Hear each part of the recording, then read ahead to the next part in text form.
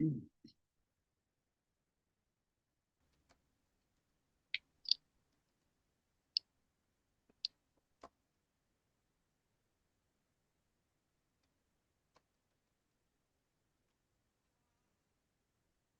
we're good.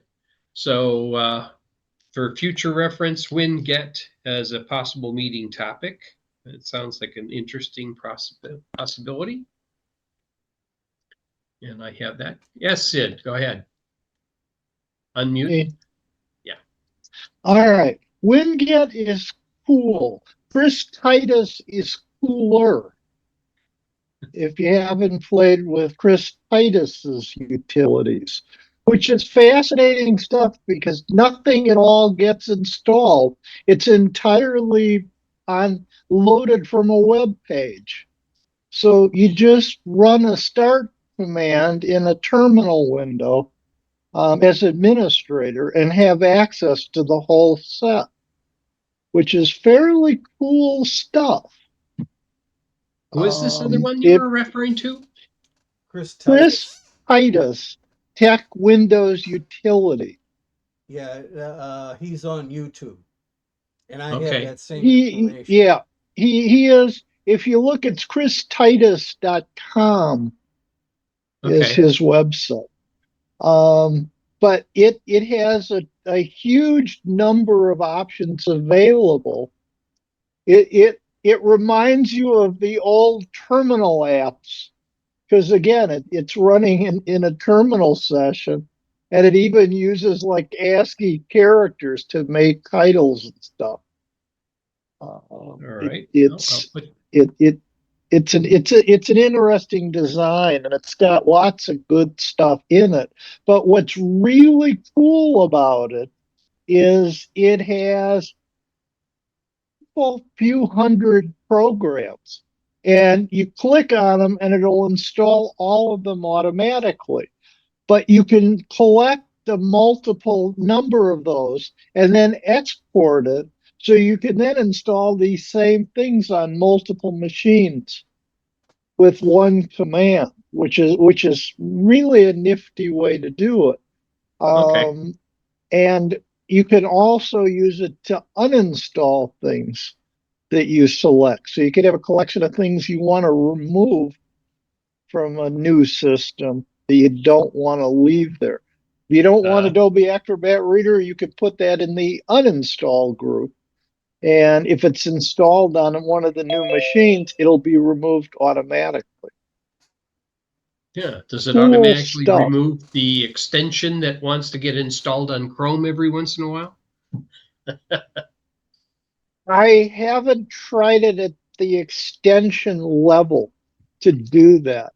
It does have a tweak tab that lets you do multiple kinds of tweaks. Like you can select disable hibernation, disable activity history, delete temporary files, create restore point, disable Teredo, disable Wi-Fi sets, enable end task with right click. And it goes on and on. There's lots of these. You can even set time to UTC if you want all your machines to be on UTC time. It will remove Microsoft Edge as one of the options. Except as it's warned with that, it's almost impossible to completely remove Edge because it's in the operating system. Yeah, so I know. for instance, Yeah. it leaves the obnoxious. Edge icon on the tray and desktop. But if you click them once you've run this to remove it, that won't do anything. You can remove those icons, but it won't auto remove them because Microsoft. Yeah, I know. It's just like certain things when I went to the Microsoft 365, all of a sudden it started clicking and opening browser links in Edge, and I said, that's not my system default. Where did you get that from? You just decided for me that I wanted to use Edge as a browser? Got news for you. Not my choice. But anyway, it's a nifty way to do this stuff. And I've used Ninite for years. But this is a much cleaner way of doing this and being able to replicate groupings to put on multiple machines. It's Yeah, I cool stuff. usually have a flash drive which has a collection of tools, newer tools, newest tools, new for a particular machine, and then happen to figure out which ones I need to install to make things livable on a new machine where I can find stuff on it. Yeah. Win Arrow Tweaker. Okay. Uh, Bob, you're correct that it is CLI because you do run it from the terminal and you're not installing it. Although, Should we circle back to Winget and sure. to Uniget? Because since we're on the subject of making Windows easier, this is a way to make Windows updating for third-party software easier. Basically, what you're doing is either through the CLI, which would be Winget, or through a GUI, which would be Uniget, you are accessing a database of over 6,600 programs, some free, some paid. They are none of them are Microsoft products. They're not Windows components. That is not covered. But anything else, which is usually what you have trouble going all over the place, running around trying to find it, or you have all your programs on automatic updates and they keep updating when you don't want them to. Anyway, this one allows you to regain some control over that and to do it all in a batch and to do large numbers at once. And once you learn the syntax and the language that it uses, you can do some pretty fancy stuff. And how is it resistant to loading bloatware in when you didn't want it? It uses the clean links, and Oh, it has a community which would report if one of the links was spamming people or okay. or malicious. Yeah. This is developed by a community that started out within Microsoft developer communities, and then it branched out to include others. So it now has a community reporting system Good. for their database. People can suggest, they can request. Yeah. I'll have to look into it, see if I can see what's already in the database and see how many things Yeah. that are already ones that I'm usually accustomed to using. The other safeguard they've got is to get into the database, the publisher or developer has to push a link. They don't pull the link. Ah, okay. They have to the developer has to fill out a little form. So that's a little bit of a safeguard. These Titus utilities sound very interesting, Sid. Well, I've in especially the Linux SIG, I have used a number of Chris Titus's videos. So to me, he's old news, so to speak, I guess you could say. At the same time, too, he has some interesting philosophies in the Linux world. He also has similar comments for Windows world.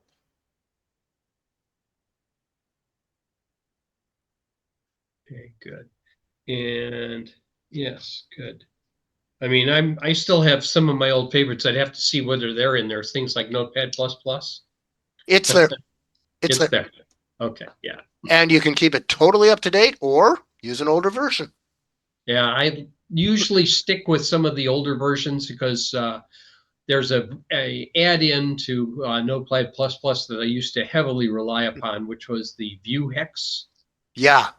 And sometimes the new versions would break view hex and I need to go back a version so I can bring back view hex because I would take it and use it to modify binary images for some of the devices I would program. And this is the only way I could go in and actually hack the binary image, change it to what I needed to, write it back out again, and then load it into the device. And the device didn't know anything better. So.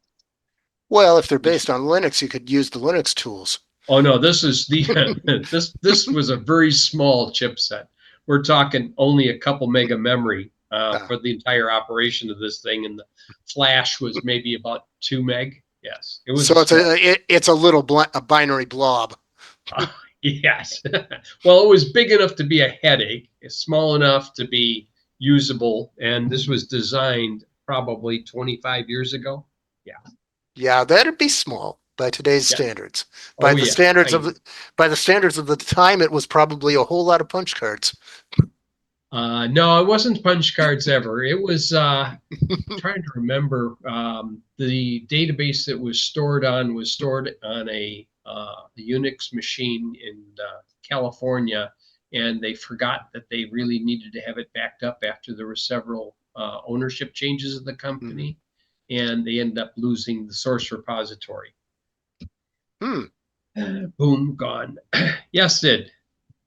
Just to point out, the link I put in chat, you have to use the whole thing from the IRM through the IEX in terminal mode, running as administrator if you actually wanted to be able to change anything. Okay. So it's not just click on the link part. You need the whole string Yeah. in put in terminal. Terminal admin mode. Yeah. Yeah, so it's using some kind of a routine to perform the Yeah. fetch. Right. Hmm. Interesting. Good. Kind of like curl does in Linux. Yeah. Okay.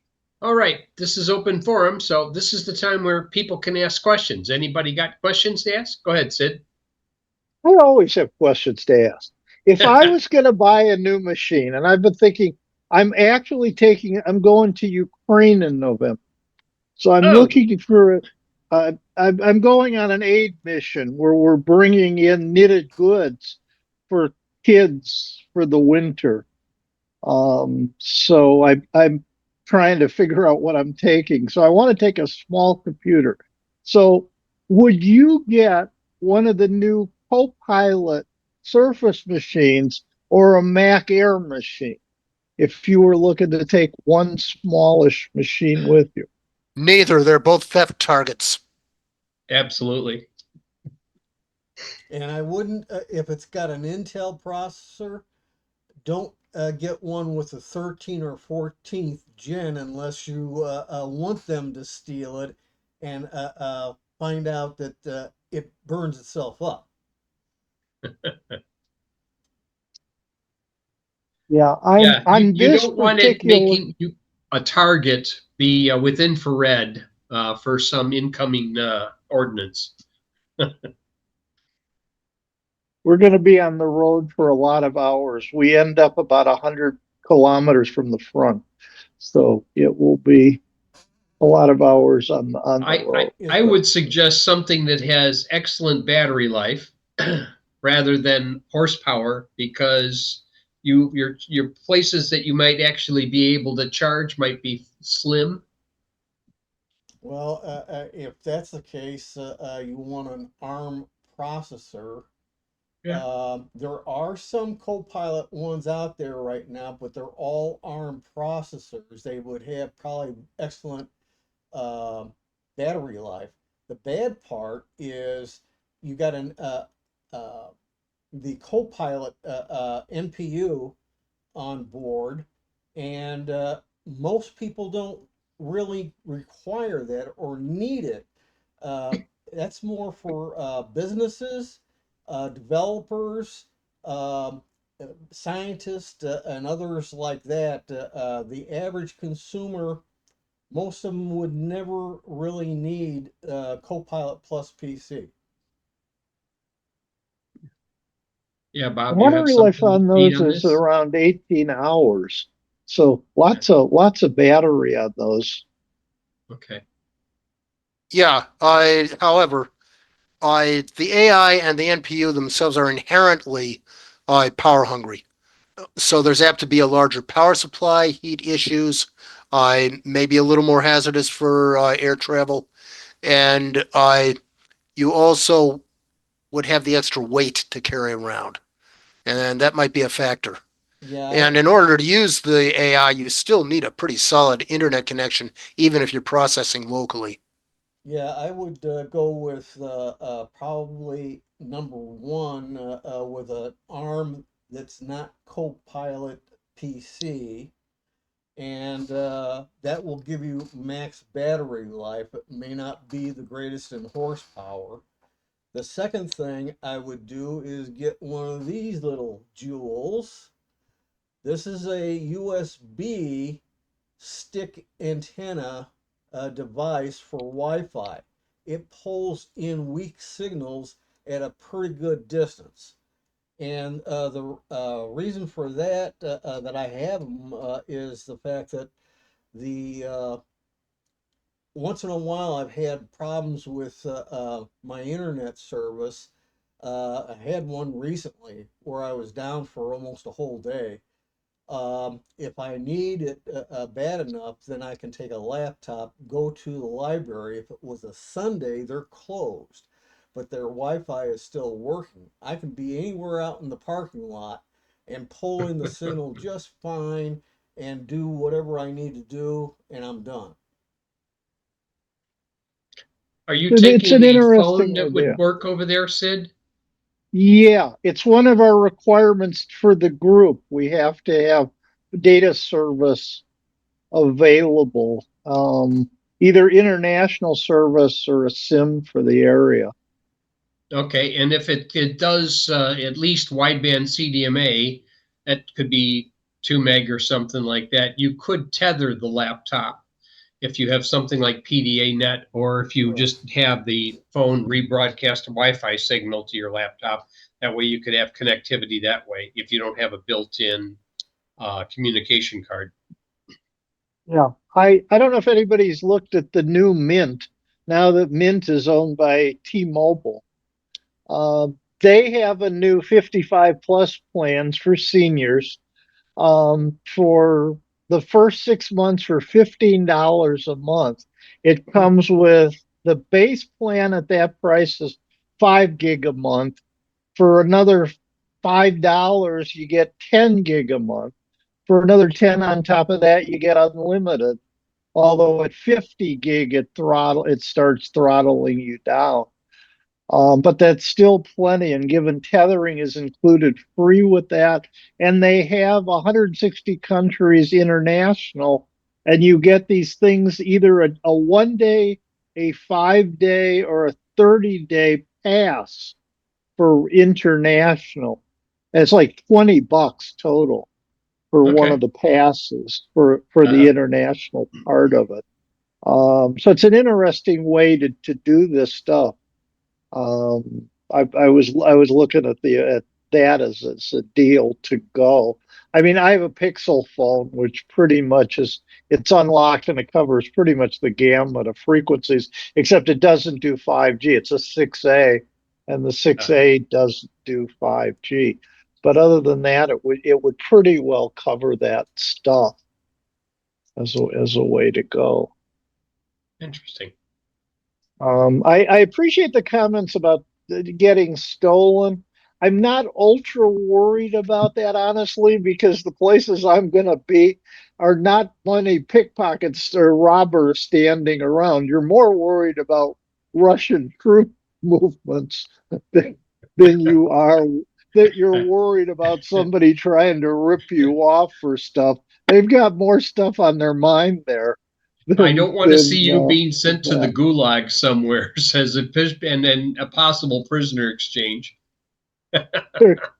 Well, yeah, but they wouldn't exchange for me. I wouldn't be important enough. So One never they knows. just, yeah, You're no, helping the I mean, they, Ukraine war effort. You are probably a well, criminal in their view. I'm sure, I'm sure. And they're even more unhappy now that Ukraine has moved into Russian territory and taken over quite a bit of it, actually. Yeah, use some of that Considering, free Russian Wi-Fi. Yeah, that's getting a little political for my taste.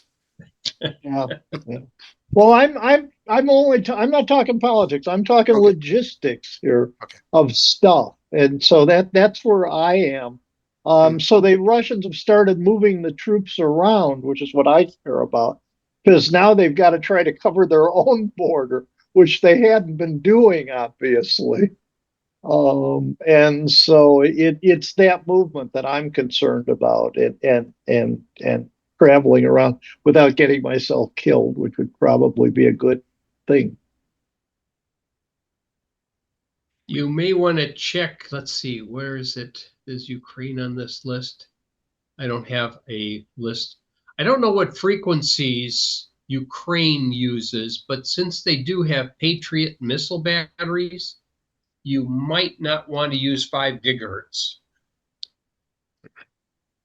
because 5 gigahertz happens to be one of the frequencies that Patriot missiles look and track with. That's why it's illegal in Israel.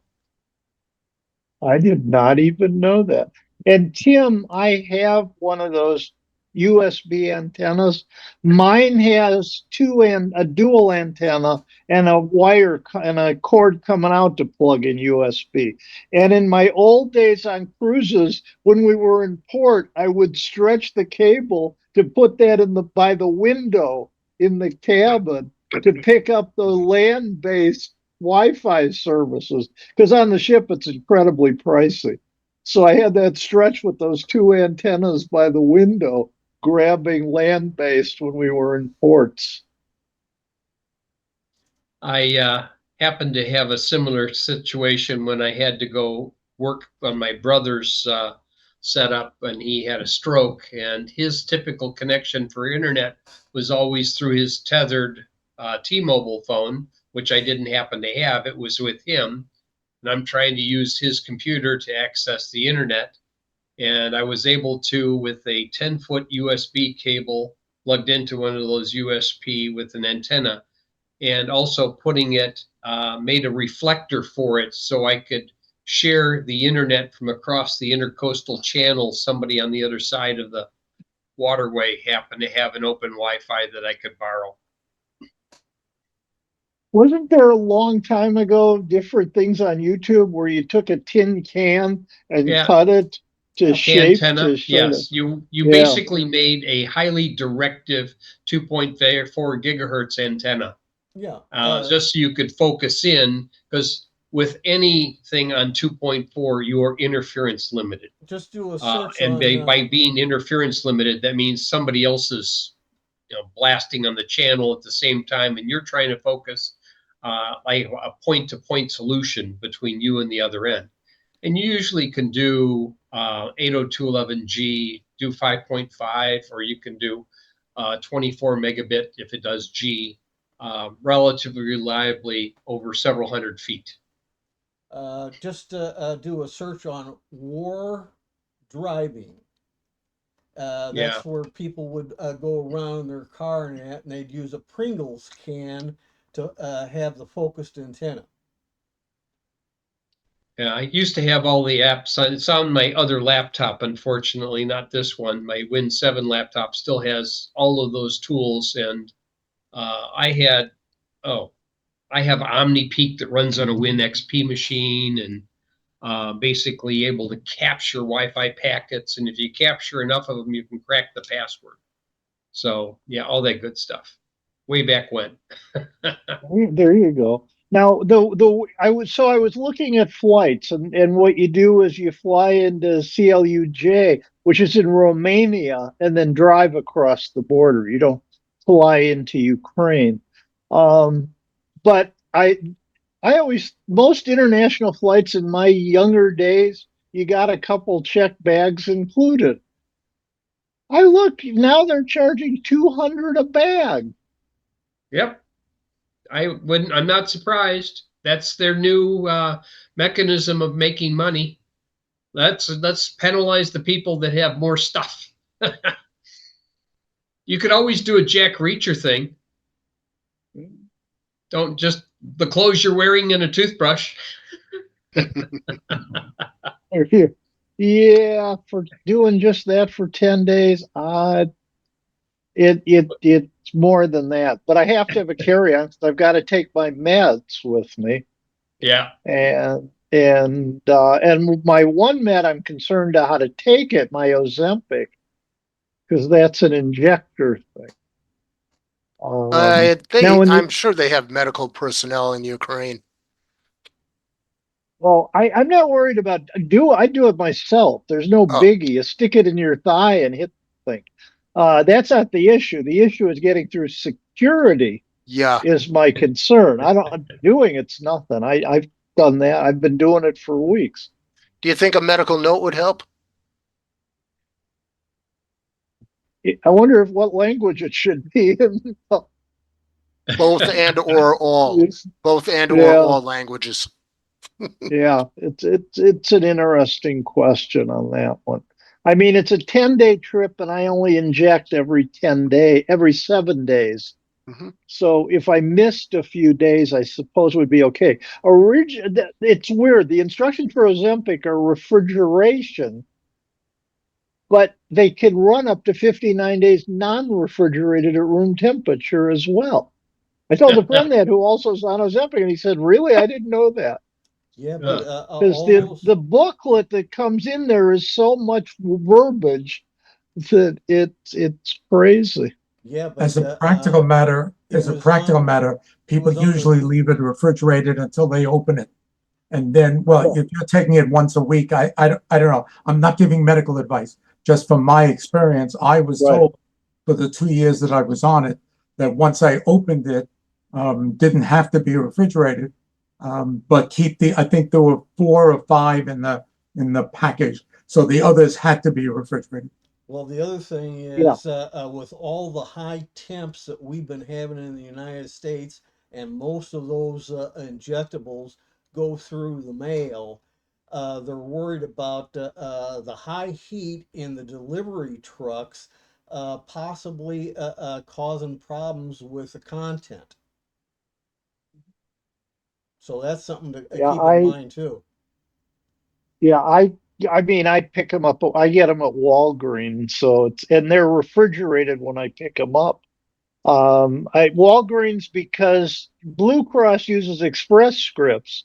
Express Scripts won't allow you to use manufacturer copays. So my option was to let Express Scripts do it and pay them $100, or go to Walgreens and pay $25. Let yeah. me think about this, considering the Walgreens is kitty corner across the street. Uh-huh. Although I just had a good one. I'm on Farxiga for diabetes. And they just brought out a generic version of it. So the helpful guys decided to put in for the generic instead of the regular. I get there. They want $1,549. I said, I guess I'm not here to pick up my med today. I know the manager there. He's hitting the keyboards, hitting the keyboard, hitting keys, reading, hitting keys. He said, I see what happened. Blue Cross will pay for the name brand, not the generic. He said, come back Thursday. And it was $15 for the name brand. Now, instead of being $1,549, it was $2,470, which it said at the bottom, you saved with insurance. So Blue Cross paid $900 more for the name instead of the generic, which they wouldn't pay for. Until the pharmacy benefit manager realizes they're losing money on it, then they'll quickly switch to the generic. I wish I could say you're the only patient that ever had that, but I can verify with my own experience. You know, All I know is Yeah. that if I have a choice and I will have a choice when I go to choose my new Medicare Part D plans, it'll be as far away from Cigna as possible. Because what they've done, Cigna has actually purchased Express Scripts, who owns some other pharmacies like Accredo. And that's where my wife got her Adempus from. And Accredo and Express Scripts knew how to do the billing such that it would also be covered by the Patient Assistance Foundation, because that was a much more expensive fill. It was about $14,875 per 30-day fill,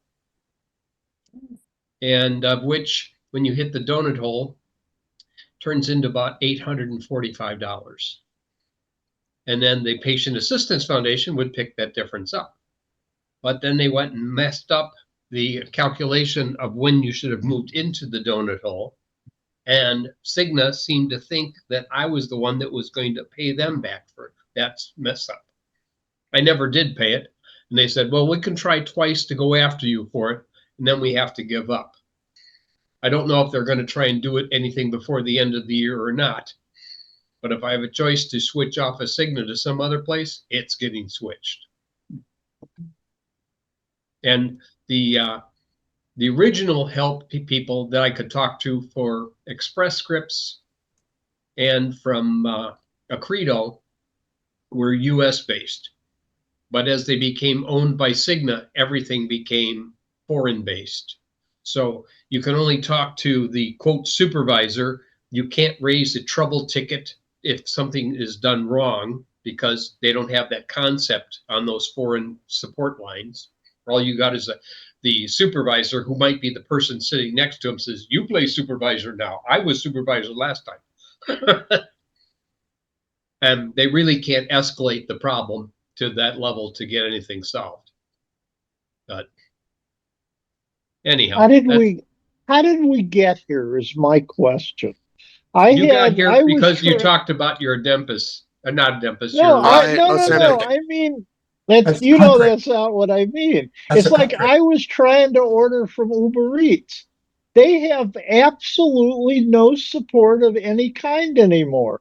Even chat now is a chat bot.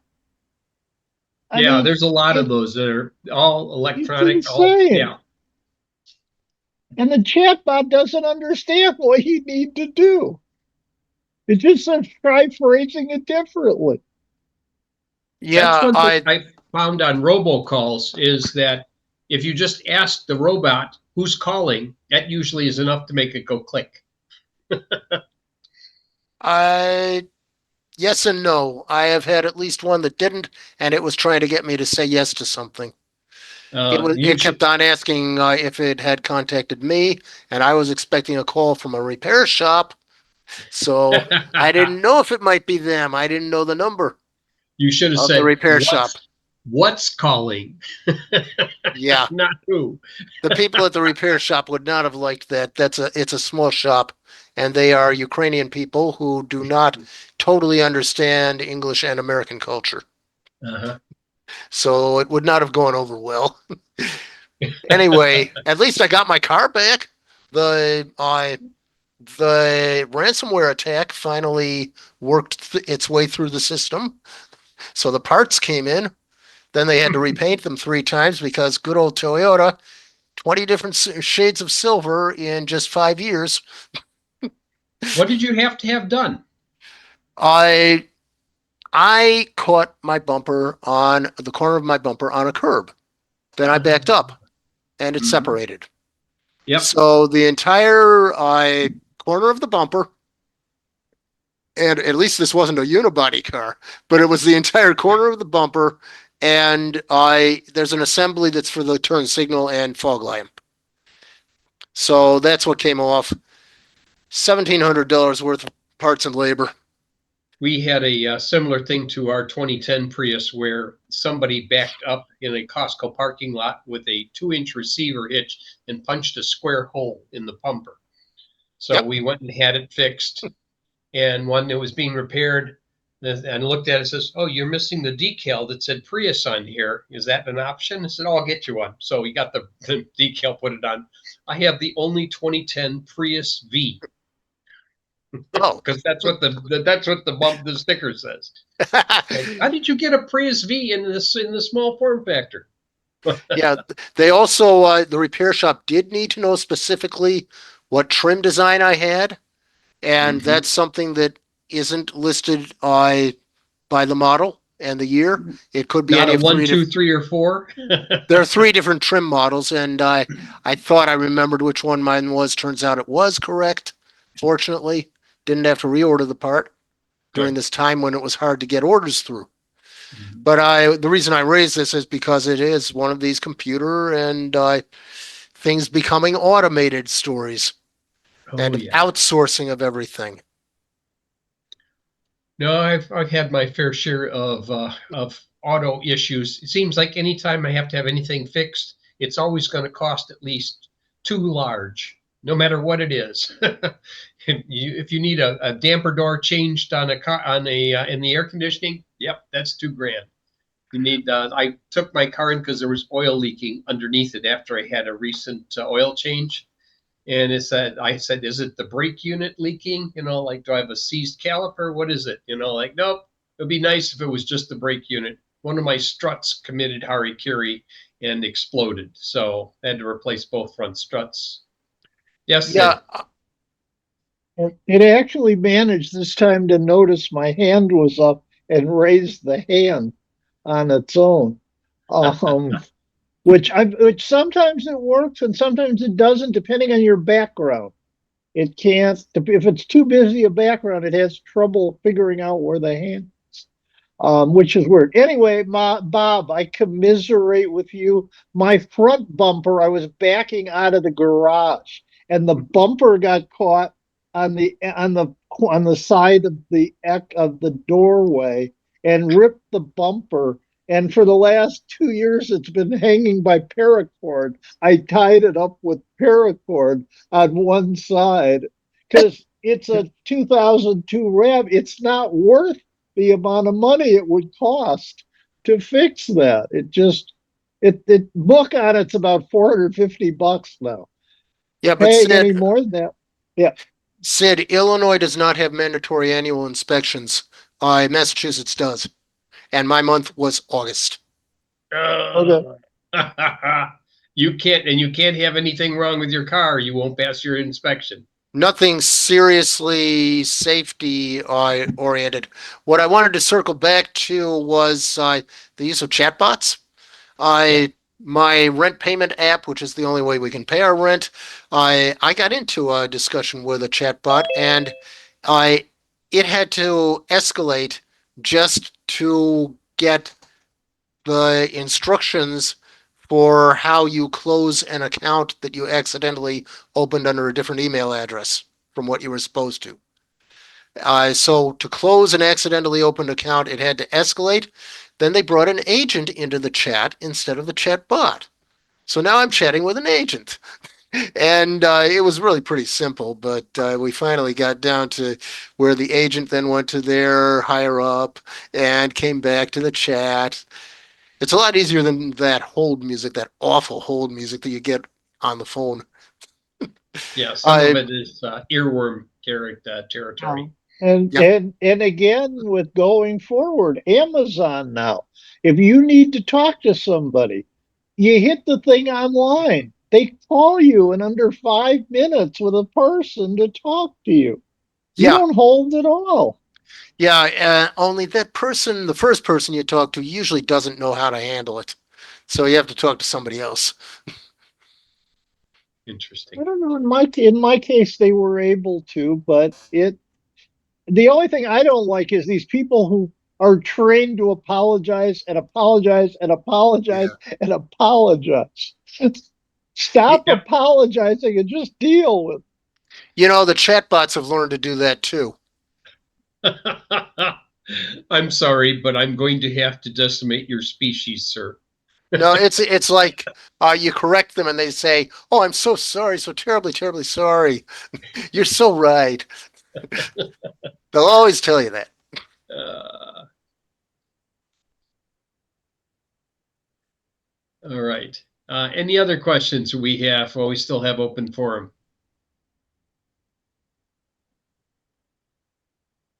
Sanford is sitting there pensive today. Are you open to a quick conversation that's not directly computer related? Sure. So I decided to come into the 21st century on Tuesday and had my provider switch the coax cable to fiber optics.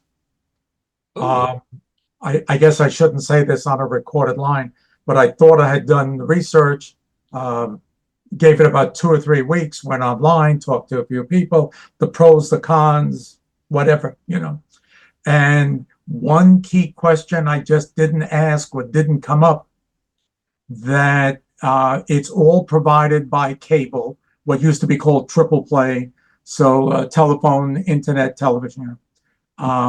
But if the internet service went out, I still had cable. We could watch television or whatever, you know. Well, no, through their fiber optic, the television service is now an app. So for 2 days, it's been fine. I mean, I haven't had any problems. But I'm embarrassed to say that, as careful as I am, and I'm sure that would not happen to any of the folks I see on the screen or others. Um, how do you know when you've asked enough questions that you've asked every possible question that could come up? I don't know the answer to that. So we'll see. In terms of the fiber optic, like I say, it's only been 2 days. Hasn't gone out yet.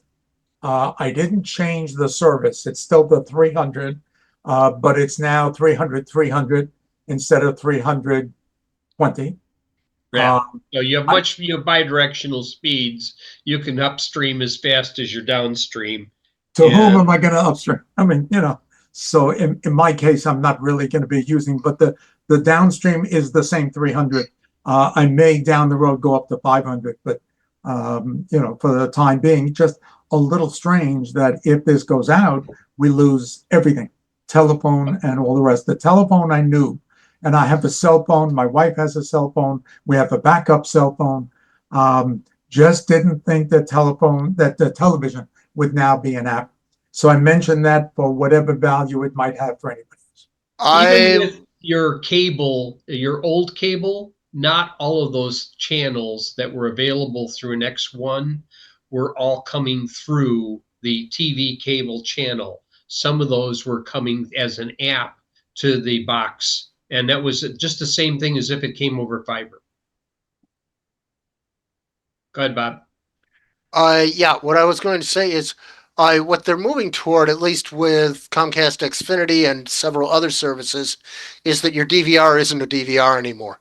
It's just a local version of a streaming device which uses the so-called cloud DVR. That's an app.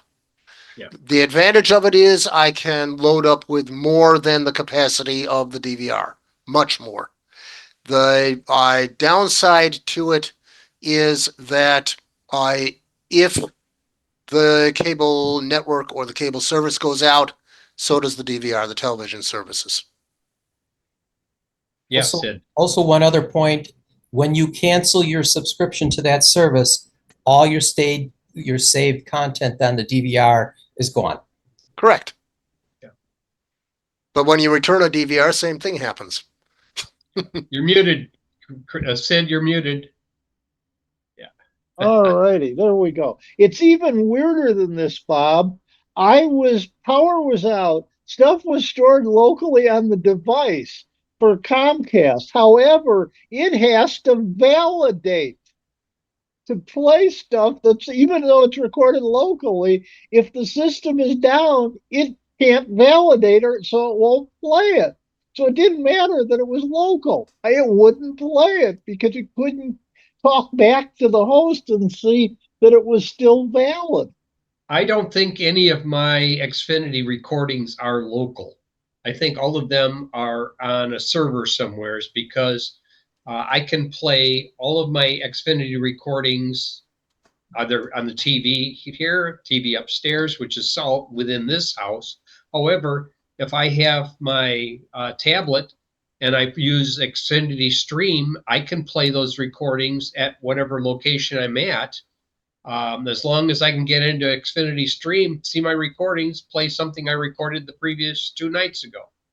It I don't used to know if be. it's still. Go ahead, Bob. It used to be that you only could access some of your content through the Stream app because it wasn't all up there. And if you hadn't synced with the cloud or downloaded it to a device, if it was on your local recordings, you couldn't play it back except inside your own network. I think all of them are available because when my wife was in Shirley Ryan, we would watch some of the stuff from the Late Show that I'd recorded previously. And I didn't do the recording for my tablet. I did the recording, it was pre-established at the X1 box here. And I just said, oh, let's go check and see what we got recorded. And it was all available. X1 DVR is cloud DVR. Yeah. Yes, Actually, my X1 is an earlier X1 and it still stores on it locally. But the way it worked when it was put in is the bedroom box is a slave box. yes. The downstairs is the master box that has the storage. The upstairs box will play shows from downstairs, but it's specifically getting it from the master box in the house. It's not because it's going to the cloud for that. It's actually talks to the master in the local network. What you're describing, I used to have here in New York and still do have in Florida. So this is an entirely new experience for me that everything's up in the cloud. Just a quick observation, maybe personal, may not apply to anybody else. It seems like a lot more keystrokes on the controller. The good feature is that similar to Florida, in New York, we now have the built-in microphone. So you can talk to, I guess that's Google, right? Yeah. So you can talk to Google and it gets you like 3/4 of the way through bypassing the keystrokes. So we'll have to get used to that and we'll see. I just don't want to feel like a Luddite. I don't want to say because it's so different from what I'm used to, it can't be good. At some point, I'm going to say it's as good or better, and I just have to learn to be patient till I get to that point. I just Yeah. rebel at the fact that the remote says, next time you could have done this just by saying CBS. Yes, I could have done this by saying CBS, but I can put in 189 enter faster than it can respond to beep CBS. Oh, is this what you want? Yeah. Yes. See. Just an aside of the same company, I was talking to a T-Mobile person, and we were talking about Xfinity Wi-Fi, excuse me, Xfinity cellular service, and they've been using other guys' towers. And I was talking to him about that, and he said, "Yeah, they are, but now they are building their own cell towers. Their plan is to use ultimately their own network instead, which is interesting." I'd like to know where they got the bandwidth because they have to file for the bandwidth if they want to do that. Yes, Bob. All right. First of all, I did have something further I was saying about the cloud DVR, and let's see if it's still in here. No, it was about talking to the remote. I live in an apartment, very thin walls and ceilings. I don't want to be talking to my remote at 3 in the morning. So I kept my old remote. They let me do that. So I have the old remote. Yeah. Like I said, my remote has that option, although I don't like to use it because it doesn't always pull what I want. I'd rather type it in and select what I needed, and it just all the time it comes up with that little thing. Next time you could have done this. No, remove that suggestion. I'm tired of But seeing in aggregate, in aggregate of the last 3 or 4 comments, it just seems to me to be ironic. You would assume as we become more automated or automated sensitive, that it would take less keystrokes to do the various things. And here I switch to fiber optic, and you assume, oh, that's going to be the gold standard of simplicity, and it takes way more steps and to go through way more menus, and you can just cut down the additional steps. It's still more steps because there are less buttons on the remote. So you used to be able to go directly to the guide or directly to the whatever it happens to be. So you have to go through several, and you can cut down on the number of extra steps. There's still extra steps by speaking into it, because then it asks, is what you're saying is this what you want? Takes another second to say yes or no or whatever. So, okay. Although it could have responded, okay, Ed's Xfinity, turn on the TV and switch it to channel 189 and automatically do it without any prompting. That's my idea of automation, not sitting there, oh, I must push this button on this remote that I can't find right now, and then get it to respond. Yes, and Bob. on the previous controller, the microphone looked like a little microphone icon. Now the icon is a colorful, because it's whatever it is related to Google, I guess. It's with the three color little circles and so on. I guess that's merchandising. They want you to get so comfortable with the Google icon that you immediately associate it with talking into it. It's not a miniature NBC Peacock. Maybe the same colors, but no. Yes, Bob. Okay, so getting back to the network that Xfinity Mobile is building. I believe that's one of the 5G networks, and there's newer bandwidth being released for 5G just about every month. You mean on the 6.5 gigahertz band? Could very well be.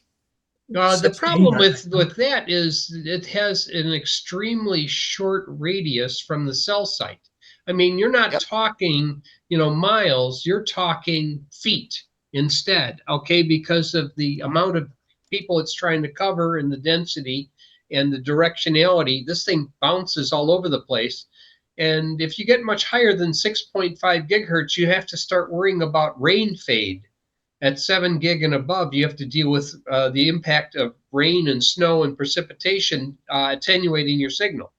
So Yeah, you're getting well, close. Yeah. you know what the solution is that they've found? It is to put up more antennas that are a little bit lower power, but they are on like every second or third utility pole now in my city.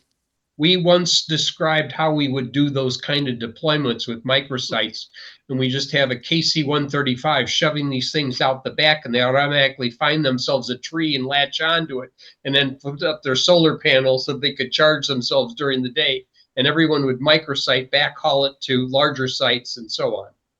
Yeah, only now instead of having a huge backhaul to centralized sites, there's a lot more edge processing happening before it goes through that backhaul. Or it can go from site to site to site and do it like a mesh. Yes, Exactly. Ed, you had your hand.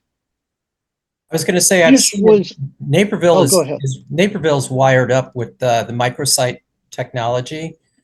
They were doing this about 10 years ago when I was still living in Naperville. I started noticing all these small cell towers that were popping up. There were small little antennas that were popping up throughout the city.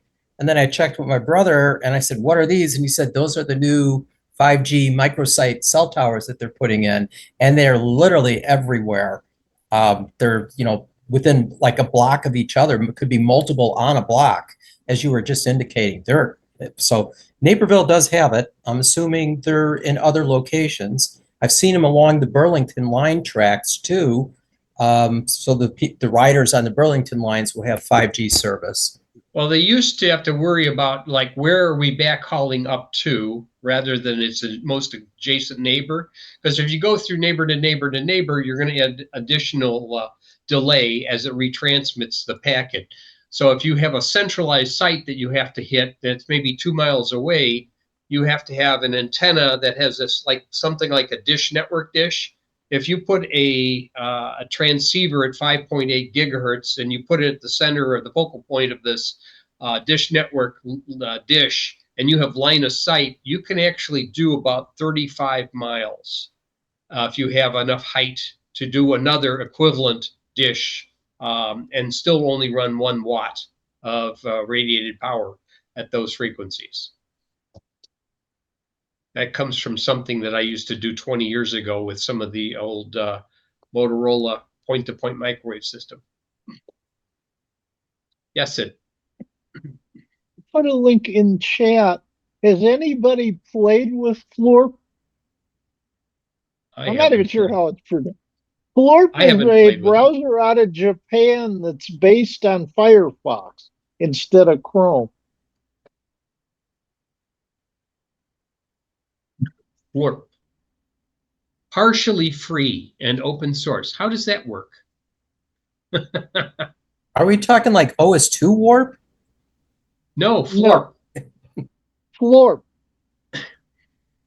Sounds something out of Men in Black, doesn't it?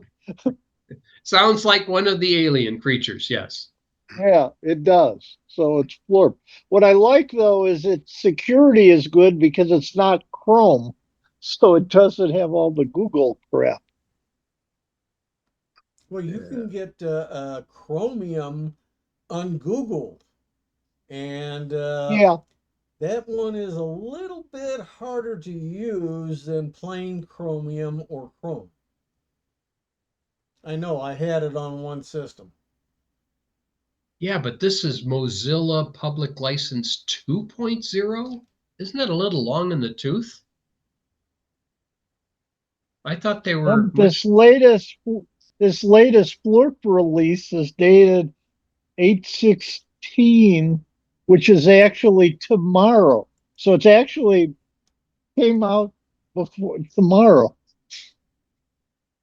Okay. It I says wait a minute. Tomorrow, 2024 8/16. coming out tomorrow here, maybe coming out Yeah, yesterday in it Japan. Dateline. in Yeah. Japan. Uh-huh. Yeah, Sure. probably true. I'm just saying it's definitely fresh. It shows they're on GitHub is where they're doing the data stuff.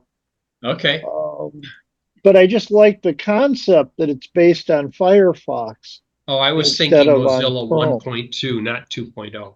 Yes. Yeah, Yeah. Mozilla has a lot of projects going on, a lot of cooperative projects. What bothers me about this one is it's not entirely free and open source. Yeah, it means there's some proprietary stuff, probably to do the ads. Which I is what you the were trying thing to get rid of. Yes. Yeah, I mean the other thing that was concerning, Bob, you probably saw this, is with the court decision, Mozilla gets most of their money from Google for using their search engine, and the court's ruling seems to take that away to not allow Google to do that anymore. And evidently, Apple gets billions from Google for using linking to their stuff. But Mozilla, pretty much a massive percentage of their revenue is coming from Google. Well, it'll be interesting what happens to Google since they're talking now about possibly breaking up Google. And they would break it up along the lines of Android, Chrome, and the search engine as separate entities. Because that's something else that happened recently. Was it uBlock Origin stopped working Well, for ads? it does, yeah. Well, yeah. Bob probably knows more about it than I do. What changed was the internal APIs. I Google wants to prevent tracking and browser fingerprinting. And in doing so, they have changed their entire extension structure. And as a result, you can no longer have lists as long as the lists that these very specific ad blocking programs had. I use Ghostery. It uses a different technique. But now, to use them, you have to register your browser with their website, and I think there's a tiny little web app that has to come into your browser. And that carries the actual listings so that they Ooh, have very few URLs that are called within the API okay. or across the Yeah. API. Technically it's changing from Manifest 2 to Manifest 3. Um, but Google's argument is we've been saying this is happening for a while now. We've told people continually it's going to happen. It's going to happen whether you like it or not. Uh-huh. And so get over it. And that's it. But I use uBlock Origin, and they said basically they can't do it for Manifest 3. So what they have is a uBlock Lite.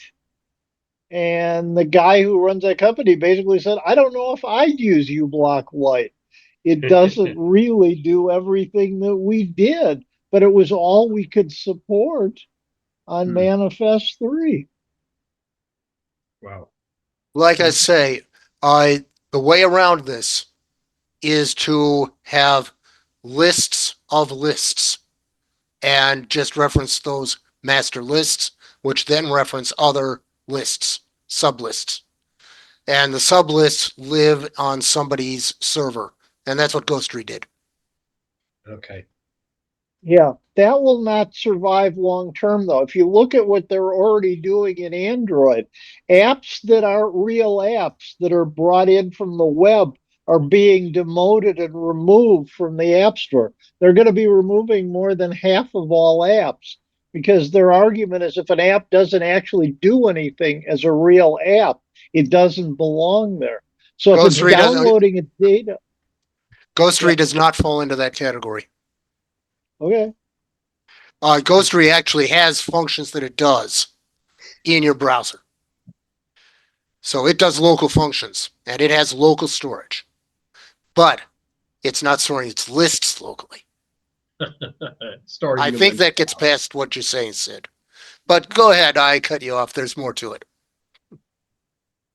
It's it well basically Google was the largest ad purveyor in the world. So their goal here is mixed. They talk the talk of we want to let these guys survive, but in reality, they don't. I mean, they want their ads to always be able. It's like there are programs that allow you to download videos. You can download from any site except YouTube. Terms of Service doesn't allow any app to download YouTube videos. So you have all these guys who download videos, but not from YouTube because they can't allow that. So you have to load up a Firefox copy if you want to download from YouTube. Or put an app into your operating system, which does the same job. That's where 4K video downloader is getting a huge number of downloads. No, I use Aprian. I've used their suite for multiple years now. Um, But yeah, I know what you're saying. But I'm just, if you wanted to do it in a browser thing, you can do it. The Firefox version of the same app will allow downloading from YouTube where you can't do that on Chrome. Yay, Chrome, yay. Yeah. Okay, let's see. It's going on 8 o'clock, so maybe it's time to start with the presentation. Let me go ahead and do a share here if I can find the right one. Let's do this. Oh, it's not the right one. What does it say there? Make sure I have the right one. Alternatives there. I don't know where it gets this name for this, but I will just go ahead and choose this one. Share. Okay. Alternatives for PCs that don't meet Windows 11 system requirements. Okay. I sort of was forced into looking at some of this because there's more and more support issues that I have to deal with Windows 10 machines and even some people still using Windows 7 machines. And the hardware supported Win 7 and also supported migration to Win 10, but it's not going to support all the way to Windows 11. So I started looking at some of these things, and there's several ways to do this. So why should we start thinking about this? Well, it's 14 months away, and 14 months is going to go quickly. Before you know it, it's going to be here. We can plan and try and take steps now to see what we want to do, whether it's time to get new machines or if it's going to be some other alternative. How do you know you're the one that's not there going to be around? Usually you get reminded by nagware that pops up and says, you should move to Windows 11. And if you're not getting the nags for moving to Windows 11, it's probably because your machine doesn't support it. So if you run the PC Health Check app, you'll get something like this when you say check to see if it'll boot Windows 11. And you get this little pop-up that shows here. And it doesn't show you all the results when you do this thing, unless you click the see all results. But it will require secure boot, whether you have it on the machine or not, or whether or not you're using it, it's still going to remind you you need secure boot. It's going to complain about not having TPM 2.0. Some of my machines support TPM 1.2, other ones don't support it at all. And then the processor type.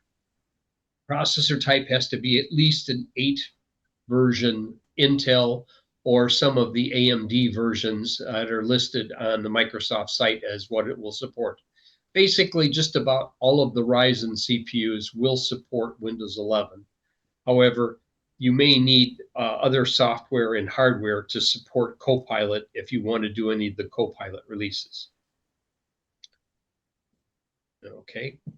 So on secure boot and TPM, basically it's how you bootstrap your computer, whether or not you are using secure boot, or if you have secure boot, but you have had to enable being able to boot USB, which turns off the secure boot. If you ever have to boot a USB stick, well, you got to go into your BIOS and make some changes to allow it to boot those things. Currently, I have most of my machines are allowing it to boot USB in case I need to do offline restores. TPM 2.0 is greater than that of TPM 1.2, typically of Windows 10 machines.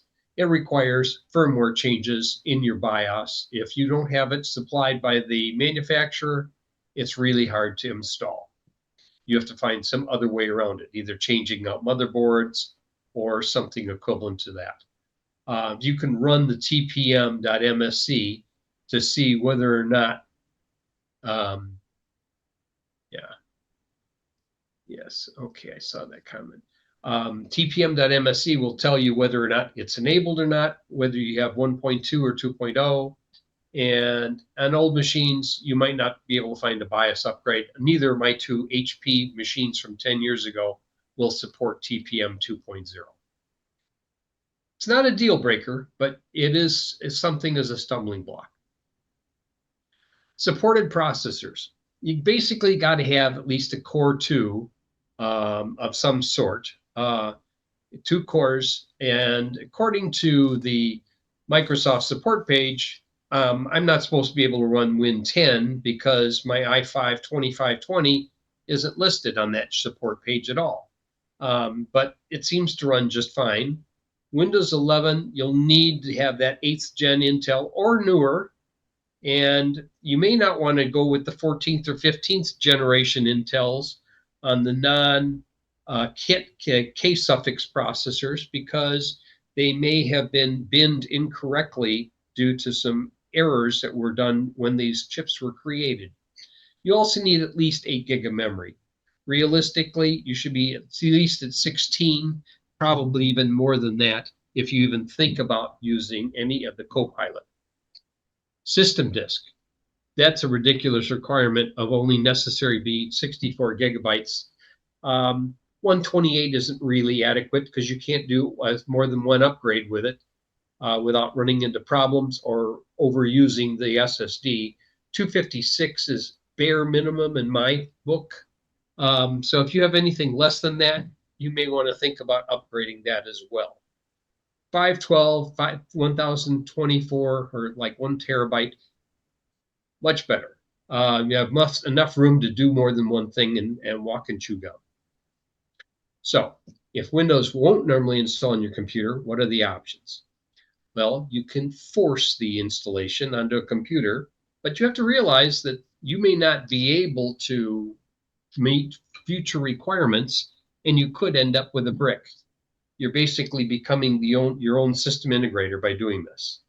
Here's the link to the article that you can utilize. And basically, it goes in and modifies some registry values to ignore the TPM and processor issues and allows you to, and also the secure boot, and allows you to force the install.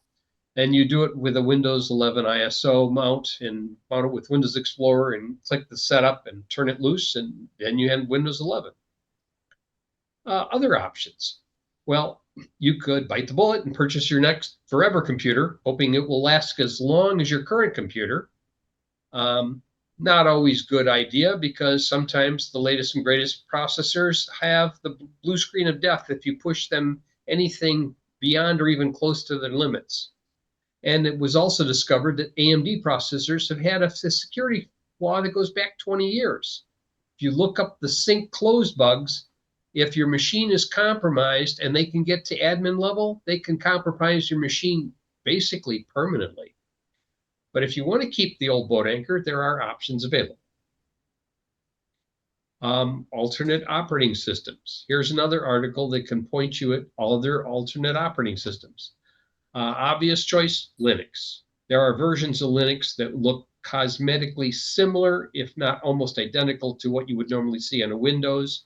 And people that are untrained in Linux can operate these things just as well as they can run Windows. Some of these versions of Linux will even run on hardware that would only support Windows XP. As long as there's enough memory on it, you basically can get away with a lot fewer resources than you require for Windows 11. Another choice could be Chrome OS. Those lightweight users who really only need the browser capabilities and don't need as much local storage, you do need some memory to run that kind of OS. So if you use Chrome OS, you're going to have at least 4 gig of memory. Probably even more would be better. But you could run Chrome OS and basically do most of your work through the browser. Stay on Windows 10, that's an option too. You could use extended support options. And the thought is, if enough people refuse to upgrade, maybe Microsoft would change their tune a little bit on it and say, hey, we're going to keep this as a long-term support option like the US government uses for Windows 10. $61 for the first year for businesses, and then it's 121, and it's 180 for the second and third years. Educational customers, $1 for an educational customer and doubles thereafter. Maybe you just declare yourself to be a nonprofit college and or a for-profit college, just as educational. I'm not sure whether CCS qualifies as an educational customer or not, but that might be a possibility. Keep in mind it might be a limited time offer. You can also patch it yourself. Basically, you're paying for security patches that might or might not occur. I mean, there are still Windows. Just a second here. I got to play with this light before it drives me crazy.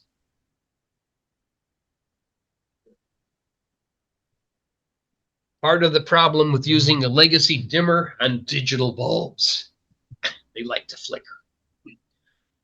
You can always patch it yourself, or you could live with some of the aspects. I mean, there's some number of people that are still using Windows 7 and living with the fact that Chrome hasn't updated and they don't go beyond Zoom 5 dot whatever it was, and they're still able to use those machines. And how long has Win 7 been unsupported?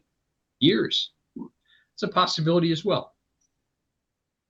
Other options that I found here, if you want to use other tools to install Win 11 and control how it operates, you may want to look at Rufus to install Windows 11. It's a utility that can configure the USB boot and processes so that you get basically what you want with a USB install. And Rufus is actually, I think it's an Irish company that supplies that as well. But it's pretty much a quick thing here. There's not too many decision points.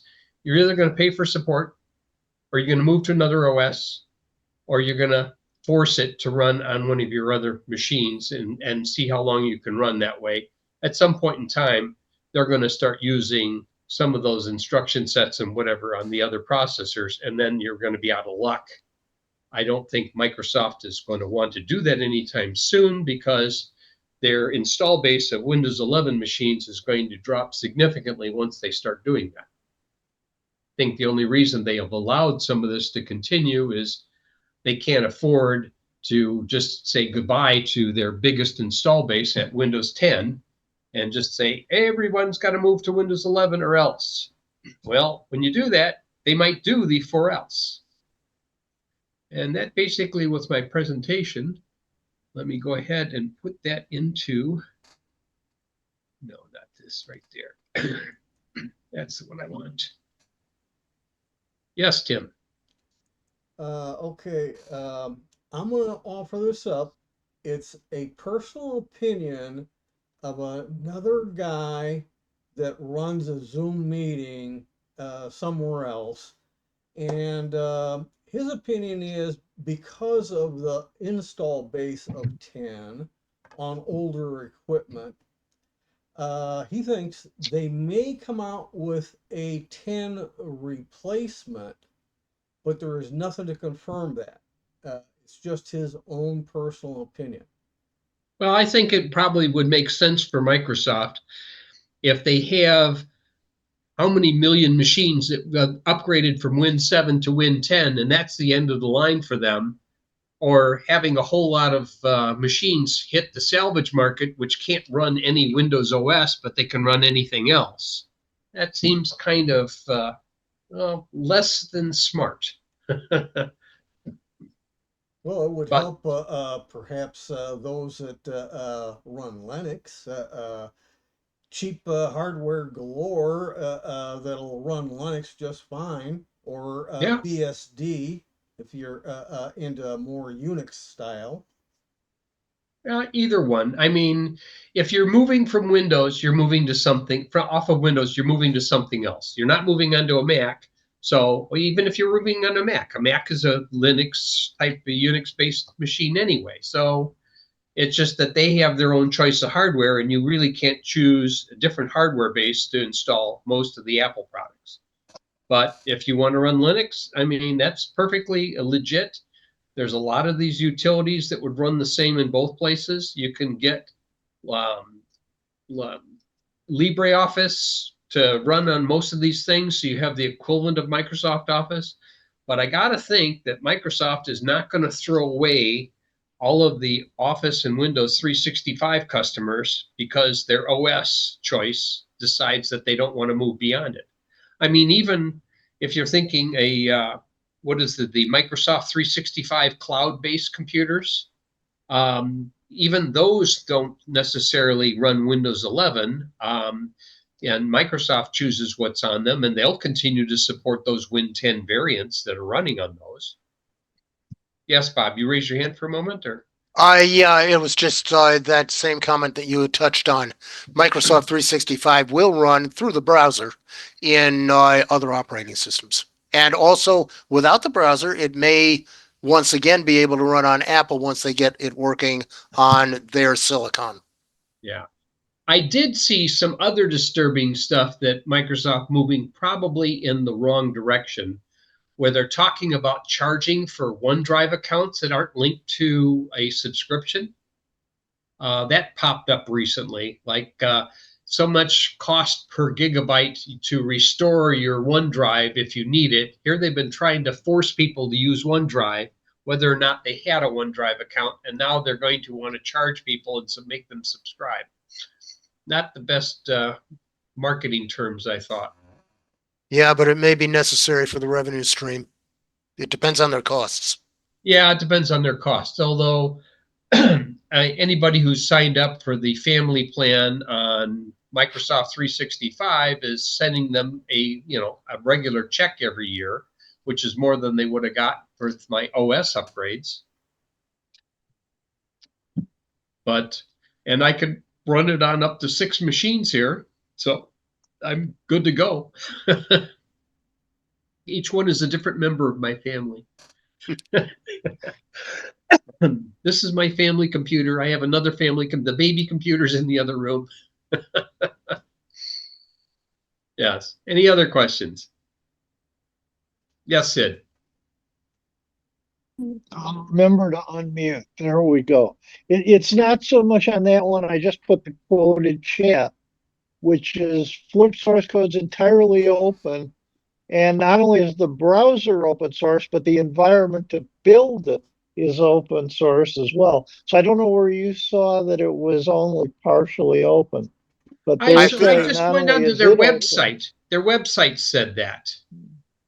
Oh, I don't know where, because this is from their website where it says it's Well, entirely I'm open. sorry. There's a thing that popped up on the side of this search that said under Wikipedia, it said partially free and open source web browser based on Firefox.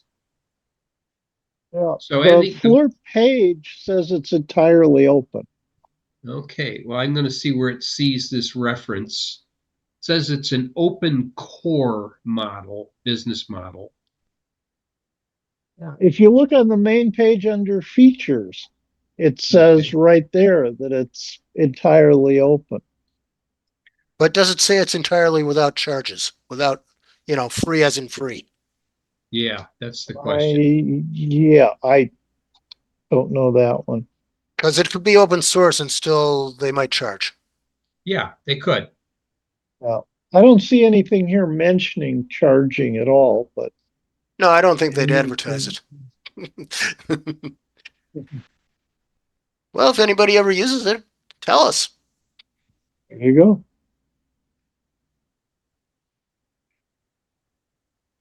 A feed. By the way, I was putting a few items in chat which have been discussed before in our groups about things like if you want to know why your PC won't update to Windows 11, there's a third-party utility that gives you more details than the Microsoft utility, and that's why not 11. Chrome OS Flex was what you were thinking of from Chrome OS. Yeah. That's free. Yep. And it's available to anybody. And it doesn't have terribly great system requirements either. Yeah, that's the question, whether or not it would be Linux or Chrome OS Flex. I mean, they're both brothers under the skin, but Yeah. they subtly different. One could get by with less storage requirements. I think the Chrome OS Flex doesn't require as much fixed memory. The other thing, well, Chrome OS Flex also does not expire. And the problem is it also does not have guaranteed access to the Google Play Store, to all their apps. And the apps won't necessarily run properly. The other thing is if you want to extend your Win 10 updates, Zero Patch is another source. Yes, and that's one of the patch it yourself places basically. Right. Through them, they will supply the patches, but it's security patches only, no enhancement patches. So Exactly. yeah, and you still doesn't answer the question like when your Chrome doesn't work anymore because I'm sorry, your OS is too old. I'm not going to even try and run. Whether or not like, okay, then stop your automatic updates and stay here. Yeah. On the other hand, it probably would be years before that will happen. True, but it will probably happen at some point in time. They say, why are you running such an old version? Right, right. Yeah. Like you say, that's like what happens with people with Windows 7 now. Yeah, I mean, but some people live with Win 7. I mean, that's what they're accustomed to. They don't want to move anything, or they purchased all their apps and they don't want to repurchase them again. Yeah. And they don't want to learn Linux, or they have something that just won't run. Or they're much older than me and they don't want to learn anything. Mm. Yeah, they're not doing it because it's interesting. They're doing it because they have to use something to get whatever they want to do done. In one of my other user groups, it was mentioned we were reminded of something we had learned before. There was some people, when you teach them something about computers, it appears they've learned it. Then they come back the next week or the next month and they're doing the same thing wrong again. Yeah. It gets to be kind of tedious having this go around in circles. True. But, that's what we do in these groups. We're really good at going in circles. Well, the thing is, more reinforcement might finally stick. Yeah, that's true. Or you have it stapled to the screen so that they know what you're supposed to do. Sticky notes. Yeah. Oh, I'm going to use a machine screw to keep it here so it can't fall down. Yes. Well, my dad used to have a little book he kept next to his computer about all the different things he had to do. It happens. Yeah, you too, Ed. Back up on paper. Yes. There are some places where, what was that stupid password I created? Let's look back in the history. Let's see if I can find it. And I usually can. Yeah. What I do is I save a bunch of stuff, and most of my data that might be used on different computers, all kinds of notes. I have huge amounts of them. I store them on different hard drives and on different computers. Hopefully, everything isn't going to go out all at once, though we could have a hurricane. Yeah, we could have the hurricane in the swamp and everything else, and everything gets wet. Yeah. Not a good sign for most electronics. Yeah, in my neighborhood, it is always possible to get hit by a coastal storm. There are things that I have saved someplace, and I'm not sure where. It's either on my original Nook, and it's unavailable until I replace a connector on the bottom of it so I can repower it again, if that's all it is. Or there's something else that I stored on another flash drive somewhere, and I can't remember where I put it. And when you're dealing with hundreds of flash drives, it's there somewhere. So then what you need is one flash drive with the index. Yeah, one flash drive to rule them all. Well, it's just like you do with these password managers. You have one master password. I need to start writing and identifying each unique flash drive and have a unique number on it so I know which one this is. And then have an archive program that goes in, reads the contents, archives it, so on. Yeah, I've my dad had considered to do that. that. My dad had to do that with floppy disks.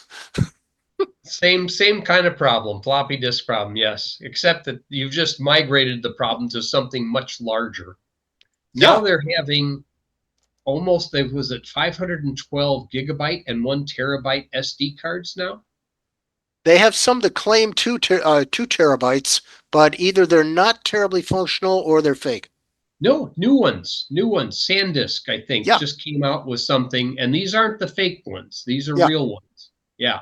So they've actually, I'm not sure if they're, I don't think the micro are down to that size, but the full size SD cards are up to, like I said, you can get 1 terabyte, I think, on one of those. So like, whoa. Yes, Sid. I took out of the library a GoPro Hero 12, and none of my flash cards would work in it. They all gave messages saying, not supported, sorry, can't use it. It turns out there's a newer high speed spec standard, V30, and the card has to be V30 in order to work in a GoPro. So is it a function of fast and rewritability? Because It's that's at the least a problem with function of fast. those. Well, V10 used to be the class 10 used to be the high end of SD cards. And I'm assuming 30 is going to be 3 times the speed of 10, I'm guessing. Or it has the capability of rewriting more than so many times in a given location. Because that's the wear factor is what kills most of those dashboard camera devices. If you buy an SD card and you use it in a dashboard camera, you violate the warranty of the SD card, so you will not get the full life of the SD card. It won't guarantee you Yeah, for 5 or 10 or 15 years or whatever the SD card manufacturer recommends. He said it specifically yeah. inhibits things like dashboard cameras and recordable cameras like GoPros, which are recording over something and then will rewrite over previous stuff as well. Samsung and some others now have cards labeled endurance, which are designed for dash cams and those kind of devices. Yeah, as long as it's really, really big and the time it takes to record goes all the way over and you have a different file operating system on the internal of the card, so you're not rewriting the same locations all over again. Yes, you could do something like that. There used to be oh, what was the name of that operating system? You remember the old PIX system? That used to be back in the times of mini computers doing manufacturing type systems. There was a thing called PIC, and it had a randomized disk structure, so that when it ever had to have something new, it just find a place on the disk and drop it, and it would automatically have it linked into the structure. And you could find, and basically its structure was designed for total random access, so that your mean time to find any piece of data was quantified the same, and it would be, you knew what it was going to be. Um, but the problem is if you ever had a disk error that damaged your on disk structure, it would give something like a GFE, group format error. And people would refer to that. Is it true that GFE means gone forever? Yeah. And I remember the PIC, like I said, the PIC operating system. I'm trying to remember if I could remember the on disk structure was. Let's see. So I'm guessing they were not using journaling. It was a type of no, it had a journaling, but I mean, um, yeah. Let's see. Does it say anything about the on disk structure? Demand page multi-user virtual memory time sharing computer system. based around a multi-value database. Yeah, but he had another. There's still some stuff out there you can look up if you want. It's not the PIC microcontrollers, it was the PIC operating system. Yeah. But that was a unique way of handling stuff back in the days of like mini computers and and fixed platter disk drives when we were talking only 10 megabyte and 50 megabyte drives as opposed to multi-gigabyte now or terabyte drives. Yes, long time ago, galaxy far, far away. But that was a way of maximizing the performance of some of the mini computer systems without having to have vast amounts of memory, vast amounts of disk storage. So, yes, Sid. I put in the chat a link to Kingston's speed class page. It goes up V30, V60, and even V90. Okay, and is it just advertising or is it something else? Well, Okay, go ahead. yeah, I'm looking here.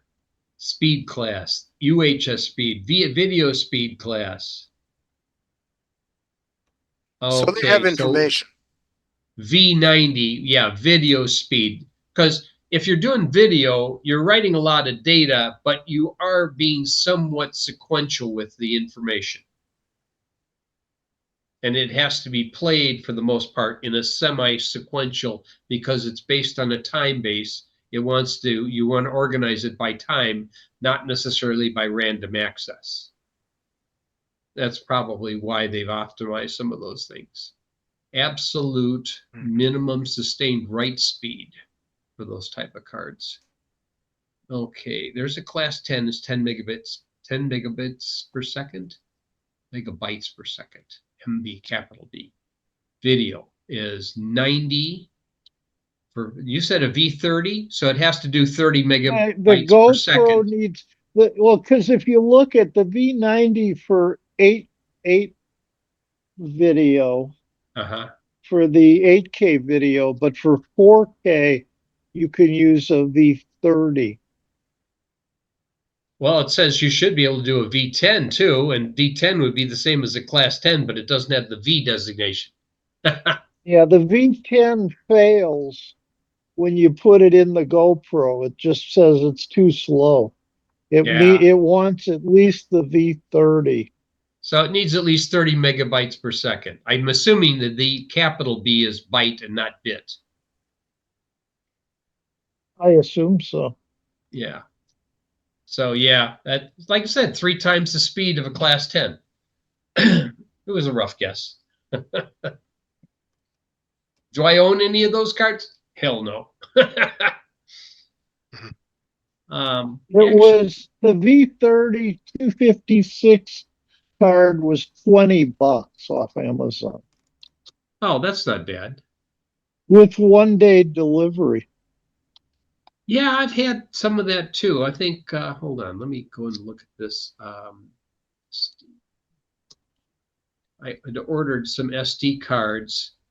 My last ones that I ordered were, no, that's not it either. I know I ordered them sooner than that. Cards, memory.